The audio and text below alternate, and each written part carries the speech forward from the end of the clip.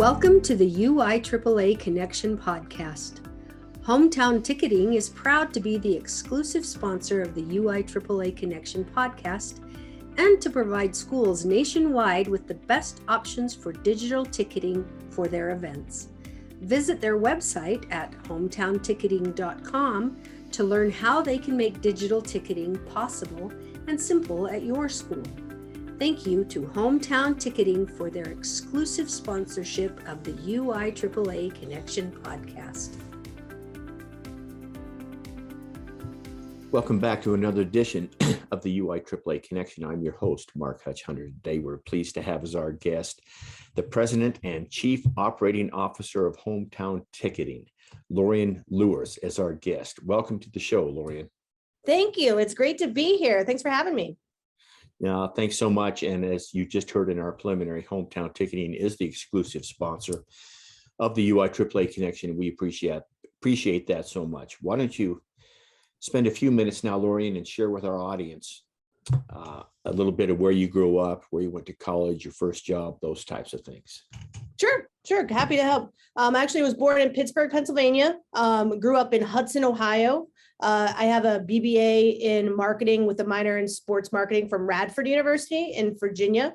And then I actually have a master's in sports administration from Duquesne University in Pennsylvania. So been around the block in a couple of different states. After college, I came back to Cleveland, Ohio to work on selling sponsorships and naming rights to be built municipal entities. That job really gave me an opportunity to look at the business opportunities that weren't right in front of you, doing analysis of what does signage look like, what does premium seating look like, what does naming rights look like, and really kind of putting some value on those municipal and government entities, which really kind of paved the way for me to be able to work with educational-based athletics and amateur athletics organizations. After that, I became a consultant more at the educational level, working with companies to better understand how to work with their community events, how to be a good community citizen, how to really represent their brand with those educational based and community events. Work with companies like Sports Authority, Farmers Insurance, Spectrum, Nike, did some campaigns with Sunny Delight. And then throughout that entire time, I really noticed that, as things were evolving, as IMG and Learfield were making their selves known at the collegiate level, high school was very similar. They were building $100 million stadiums. They were doing deals with Nike. They were doing media rights deals. They were people were having events on TV, and the whole entire experience was really elevated to that same level that the college and pro sports were, except for the ticketing. And so I really, as a consultant, started looking into how ticketing could be evolved, how we could use things like a Flash Seats did something, or a Ticketmaster, or a StubHub, or a SeatGeek, looking at those professional level ticketing, and then kind of finding a platform that really puts forth the professional level that you expect when you go to a concert or a jazz game or something, and then go and really kind of apply that to access to those local events, your school events, and your community events. That's kind of how I got into ticketing from the beginning. Perfect. Well, let me go back to you grew up, or you were born in Pittsburgh. So I'm assuming you're a Steelers fan. I'm actually a Browns fan. I moved to Ohio from when I was 5. Rest of my family are Pittsburgh fans, and they'll probably yell at me for saying so. So I'm definitely a Browns fan. It really, builds character in supporting them for so long. We're hoping that they do really well this year.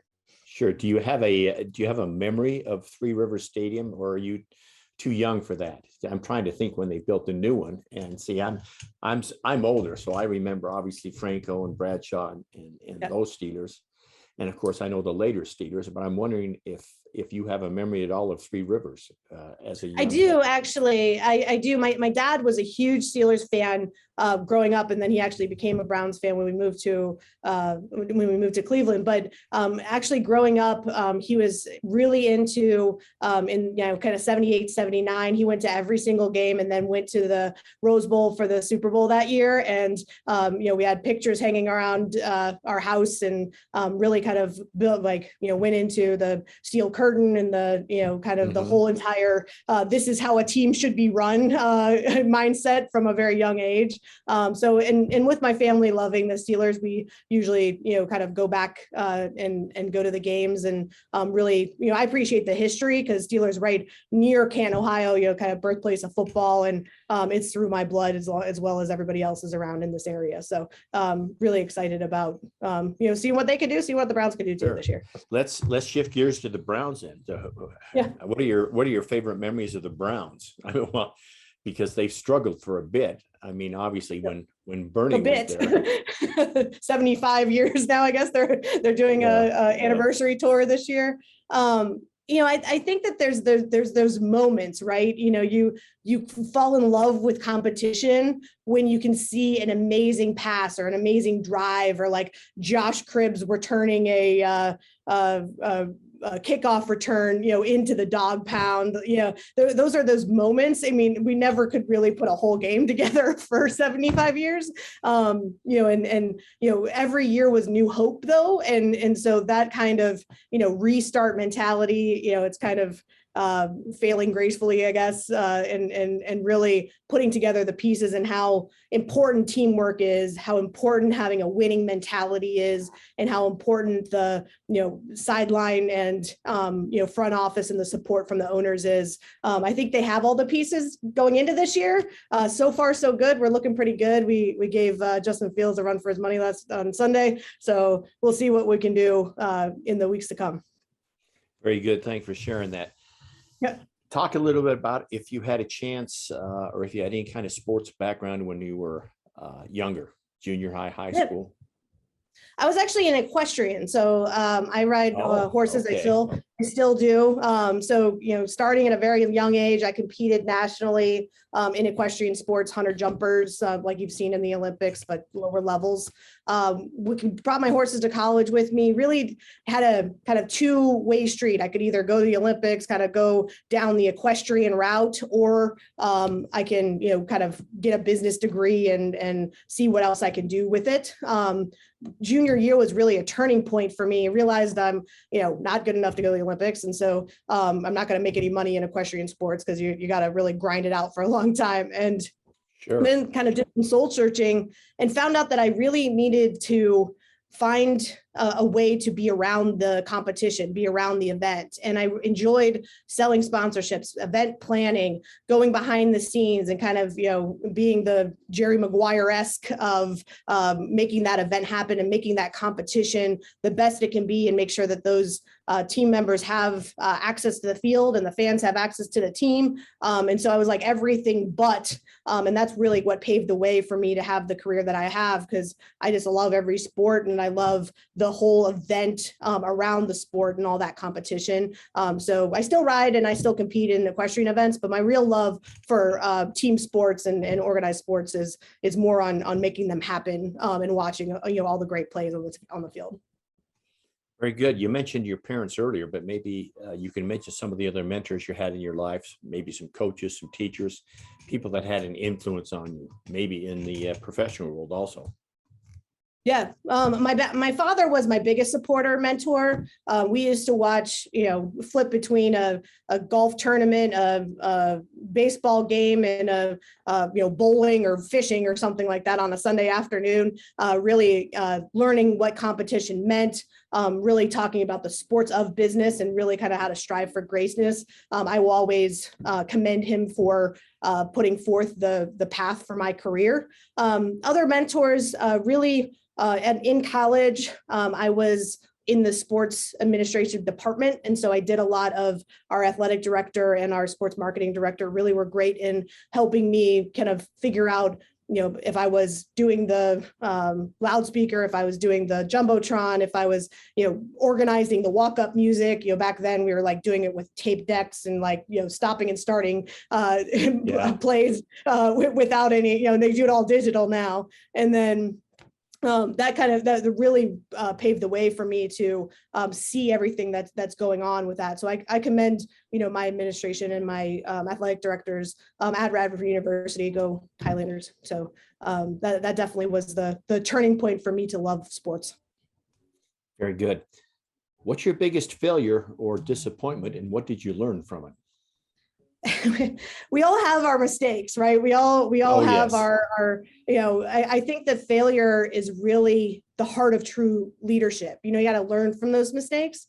I think that, kind of failing, trying again, fail smarter, try again, fail smarter, try again, and then succeed is the way to being a great leader. And also, one needs to be very comfortable with being uncomfortable as a leader. And so for me, it's not like one drastic failure. I think you have to be, being a disruptor of an industry, being someone who is at the forefront. You have to be very comfortable with that. We've tried again. And so I can't pick one failure. Like I could say, I scored the wrong goal or something like that, but Sure. Definitely failure is a part of success. And I think that, failing every day and making mistakes and really supporting my team and making mistakes is where we're finding success. Because we want to be able to have the right answers and be able to answer those questions with integrity. So I think failing is a very, very big part of that success. Share with our audience the one thing you wish you had known when you began your career that would have maybe helped you out as to where you are now. Well, I think it goes along the same lines. I mean, business is all about people, and it's all about solving problems, right? And so if you're not focused on building something or, day in, day out, trying to solve that problem to make the people's lives easier, then you're just spinning your wheels. You're just building something, nobody will use it. You're putting forth a document that nobody's going to read because it doesn't solve a problem. It's just information. And so I think at the beginning of my career as a account manager was always the task. What is the busy work so I can look busy, so I can make sure that I'm using my 50, 80 hours a week. I can actually grind it out. And really, if you kind of focus on the problem solving and making people's lives easier, you can probably cut half that work out and be even more successful. So that's something that I strive to do every day now. Very well said. Let's delve into now. You have obviously a great background in marketing, being around sports. So how did you get to Hometown Ticketing? A, B, how did you get to be the president? Or C, did you just say, hey, I'm going to found this company and then build it on your own? Mm-hmm. So prior to Hometown Ticketing, I was a consultant for educational-based athletics. So I mentioned before, I was working on event planning. I was bringing in sponsorships to events across the country. Probably some people in Utah know about, Farmers Insurance and Sports Authority were Right. companies that I helped activate. And so, we did a national campaign on ticketing with the Sports Authority coupon on the back then. The company went under after we did that, not during. So, that's the kind of, they stopped doing it and then went out of business. So, it might be correlated.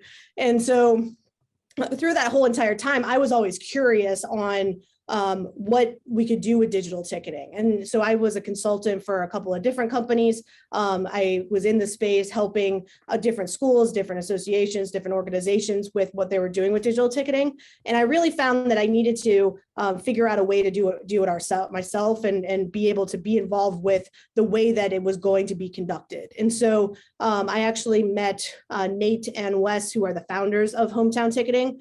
They built the platform to be able to work with kind of the transition on auditoriums to athletics at the high school level. And then through mutual kind of failed business venture, I met our chairman and CEO.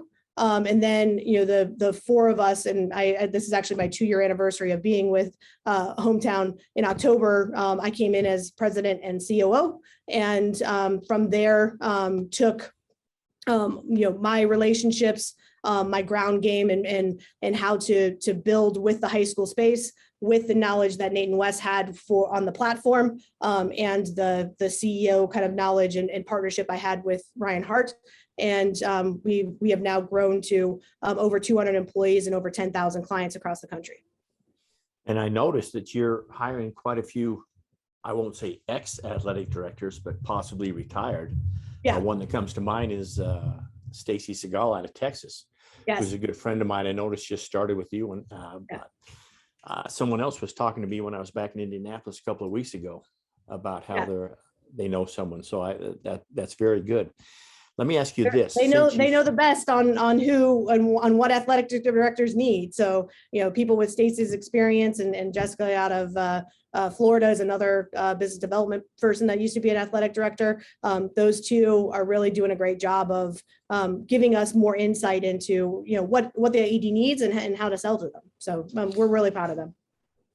So along the same lines, then let's just talk about, from your perspective. I know from my perspective as a retired athletic administrator, but this is your chance to speak to the athletic directors in Utah and across the nation on why you need to go with paperless tickets. I mean, I will obviously pipe in, but this is your chance.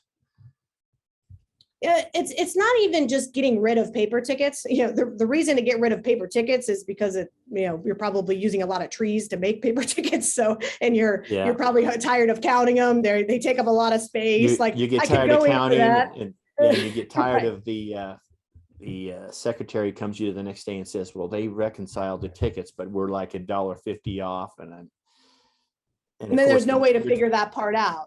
And your ticket sellers are doing the best they can. They're working in the office, they're English teachers or someone else at the high school.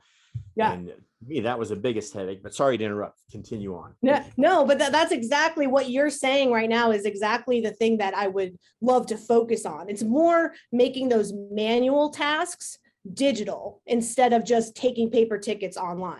And so the paper tickets cause a lot of headaches. If it's the parents driving to the school during the school day to have to buy tickets from the office, it's the athletic secretary having to track all the season tickets on a whiteboard, in her office, and then somebody moves it and they got to erase it and move it back, and all of those manual tasks. It's the reconciliation of funds, just like you talked about. And then also, it's the cash box. If you're going to the bank as an athletic director, you're picking up the cash box, you're taking it to the game, you're counting the money, and then you're taking it home, putting it in your car. I don't know what you're doing on Saturday, taking it to the bank on Monday, hoping that nobody took any money off the top of it in that transition, and then trying to do it all over again and again and again and again. And so for us, instead of just making the cash transaction online, we are a full digital solution. And so what we want to do is actually just have the tools and features to make the athletic director's day easier. That's hard stop what we want to try to do. So our features from, our scanners that can, our Hometown Gate app that can turn any phone into a scanner, our reporting and reconciliation and capabilities, our being able to sell online, being able to sell in our fan app, being able to sell at the gate, all of that being tracked all in one spot is starting to save, 5, 10, 20 hours of resource time per week. And then we're actually seeing that schools that are going completely digital are seeing a 10 to 15% profit on their actual gate sales, because they're able to communicate, they're able to be more flexible about how people buy tickets. They're able to sell tickets at 11 p.m. instead of in the office at 2 p.m. And so it's that chipping away at making it easier and easier and easier for the AD to access what they need to have to sell the ticket, but it's also that fans access to be able to get into the game. And that's the problem that we're solving and the people that we're trying to help, if, going back to my former statement. So those are the reasons to go with Hometown. It's not just kind of getting rid of paper tickets and trying to find a digital way to sell a paper ticket, where a lot of our competitors that's the solution that they provide. Well, I can't echo that enough. I just think back, of course, I've been retired 8 years now, but no matter how well I planned, no matter how many tickets I sent to the visiting school ahead of time, yeah, if it's 30 minutes before the game time and you've got 3 ticket sellers, it's fine. But 15 minutes before game time, no matter how many you've pre-sold, no matter what you've tried to do, that line multiplies, and it's got 50, 60 people in it, and you're having tickets cash only, blah, blah, blah, and people are waiting to get in, and it's into the first quarter. And I've told, and there's no way to plan for that, right? There's no way to know how many people are going to come to your game. With our system, just being able to track tickets and put them on sale for the Monday before the game, you'll know that 500 people bought them online. So you have a stadium that holds 1,000, you be ready to sell 500 at the gate. And so those are the types of planning, and you don't need headaches 30 minutes before, because an athletic director's job is to get that team on the field and make sure the field's set up, not to worry about all of the people trying to get into the game. And that's the main thing that we are trying to help with. You hit it right on the head. Exactly. And of course, I speak now from, obviously everyone knows you're a sponsor of the UIAAA and of the podcast, but take a minute and speak to why, of course, Utah already knows this, and the athletic directors here. Why is Hometown Ticketing the best platform rather than some of these other ones? So go ahead and toot your horn. Over and above.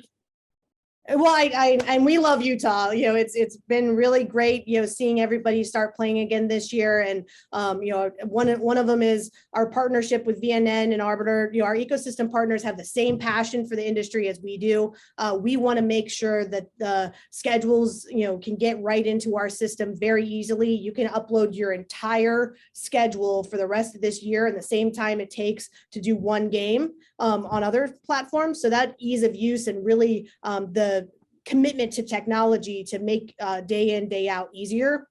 That's definitely number one. Number two is our entire team is passionate about the industry. We want to solve those problems. We want to be a consultant for you. There's a lot of questions going around about, what should I do with season passes? What do I do with season tickets? What do I do with individual game seats? What do we do with actually, if I don't have to have 3 gate workers, I only need 1, do I need to change my pricing model so that we can make this work for football as well as volleyball, as well as soccer and indoor sports as well? And so we really want to work with the athletic directors and all of the staff to hear what you've done in the past, and then have us help you be able to make that transition, because it might not work that the way you might have done your in and out privileges or your game refunds or your rescheduling of rainouts. It might not work the same way, but it's very similar, and we've seen it across the whole country, and we're willing to help you with that. So we want to meet you where you are, have a conversation, and really put forth a plan going forward.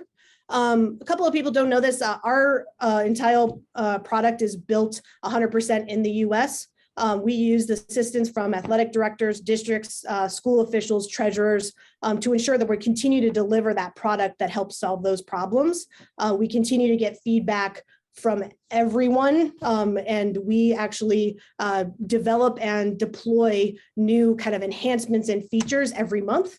It might be something as big as our fan app, which we launched in August, which has been a great tool for individuals to just buy tickets right on their phone, all the way down just to a simple fix to make it easier to sort another one of your reports. So those features are always kind of evolving based off of feedback that we are providing.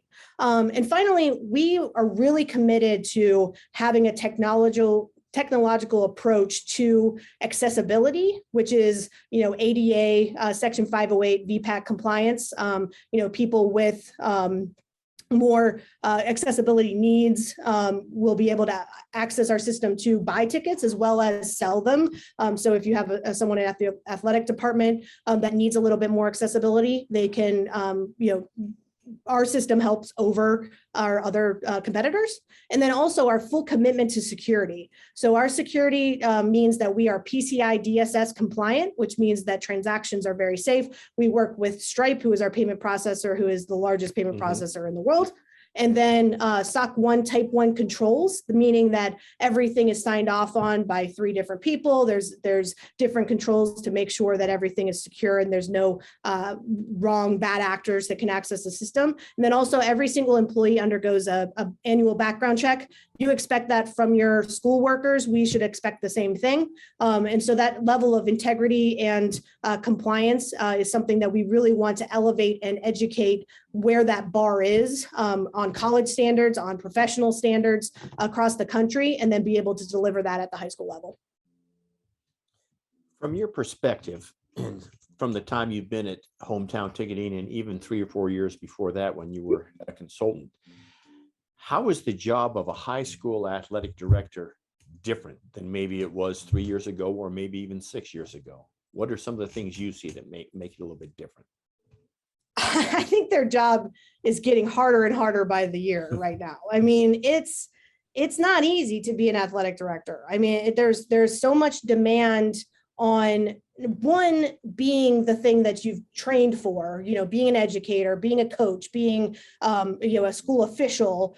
And then also every single year, there's more demands on the athletic department on being able to run things like a business. So, being able to run events, being able to raise funds, being able to reconcile, being able to, budget for things, being able to market, being able to have a social media account, like all of these things where companies might have 15 different departments that actually fall into this is all following on the athletic department. And so I really, want to tell all of the ADs out there that Hometown is there to help you with the things that you need help with, where we want to make your life easier. 60% of Hometown employees are related to client success, and that's our commitment to the underlying goal to actually let the client succeed at selling tickets. And so we've seen a lot of individual schools say, I'm worried about everything else. I'm not worried about ticketing with Hometown Ticketing. We really commend the word of mouth that we get, especially in Utah, and really want to give back to that. If we can just chip 5 hours off of an AD schedule every week, then that's a great week for us. And I'm glad that we are here to help you. Thank you for that. Let me finish up with a couple of questions. The first one being, from your profession as an outside, well, you've actually worked in athletic administration quite a bit, but maybe not as a high school AD.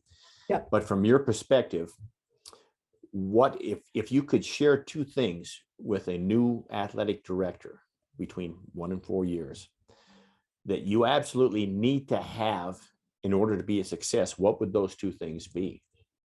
Well, and I'm hoping that our partnership brings those 2 things together. Number one is make sure you have Hometown Ticketing.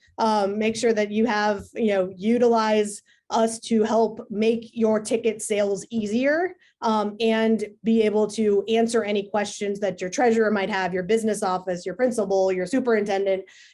We are reporting and our just data is helping schools across the country make their case for anything else that they may need. If it's a bigger stadium, or if it's another game, or if it's hosting a playoff game, whatever it is, we really want to give you that data and help you make those types of decisions. And second is, I think it's everything that you're providing at the UIAAA. This is such a great organization, and the NIAAA and the resources that the educational components provide, the resources, then the networking that the convention provides, and as well as hopefully this podcast and the other ones that you have done with other ADs, it really makes it so that there's a resource for those new athletic directors to turn to use your experience, to use your colleagues' experience. And right now, even when we're trying to bring everybody back together, there's always this kind of sense of like, I'm in it on my own and I got to figure this out. You're not alone. There's always somebody available to help. And I think the UIAAA and IAAA resources really kind of give you that training and best practices to really have a dictionary of what to look in for different circumstances when you're an athletic director. So those would be the two things that I would give them. Thank you. What question should I have asked you that I failed to ask you? I think this was great. I think you asked all of the questions that I would answer. I think it was. And I love talking Browns and Steelers at the beginning too. There you go. I just want to make sure that, across Utah, we want to wish everyone the best of luck for the rest of the football season. Taylor and Steve, our Utah reps, are here to help with any questions that you need. Feel free to call them or call me, visit our website. If you need anything, visit our support page. There's always, download our fan app. There's so many ways to access our system and get in touch with us. Please use that, ask your questions. And then just want to give a shout out to our great partners, Davis and Granite Districts, Corner Canyon High School, Harriman, Westlake. They've been great. And thank you for your business. It's amazing to support you. And we're looking to continue to grow in Utah and grow the schools that we're working with. And we love, watching everybody play every week, and we're going to support you throughout the rest of the tournament and then into basketball season. I shouldn't do this, but I will. People in Utah know this about me. Corner Canyon is where my son-in-law is the head football coach. He's a smart guy. I know the principal DJ very well, and most of the coaches over there. So.